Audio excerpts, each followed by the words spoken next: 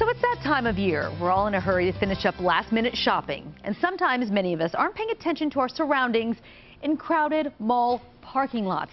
Welcome attorney Clair Campbell with more on how to handle parking lot mishaps. Claire, I love this topic. It's that time of year, Colleen, and wow, I've even been a victim of my advice to not do.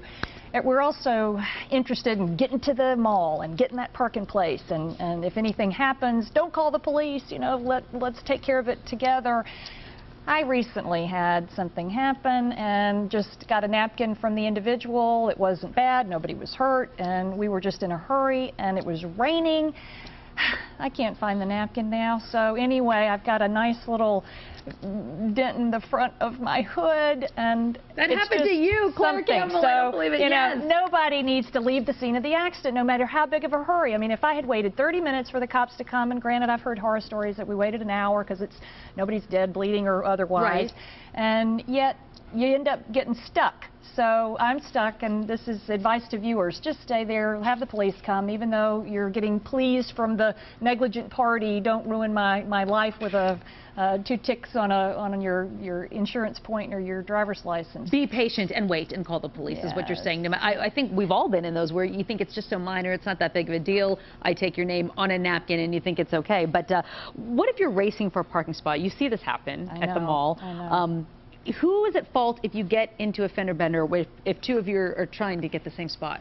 In North Carolina, we've got contributory negligence. So if you're both there and you're both impatient and you're both kind of moving at the same time, more than likely it's going to be equal fault. And there's going to be no way to determine unless there's a witness that says, no, that person had already started making the turn into the parking place and this other person tried to beat him into it, then potentially you've got some help if there's a witness. Backing up is even worse. Okay, talk about that. Backing up, even though you're on the main thoroughfare going through an aisle of shopping, whether it's at the grocery store, right for that last minute, you know, set of eggs or sugar before the turkey buffet, then you have got to be careful. You've always got to look for people pulling out, but the greater offender in a situation like this, interestingly enough, is going to be the person backing out. The likelihood of a ticket of the person backing out or for some liability is going to be on the person pulling out. If you've got a big SUV beside you and you can't see, and you've got a teeny little car and you're backing up blindly, bad.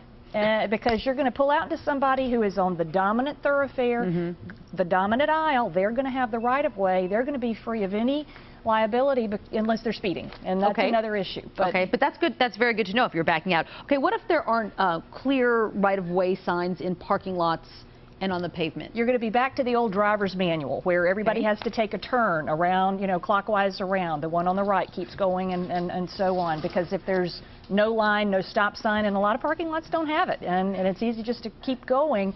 But if you see people waiting, you're charged again with patience and to sit and wait and to clear traffic before you take off. Okay, let me ask you this. Do you need an attorney?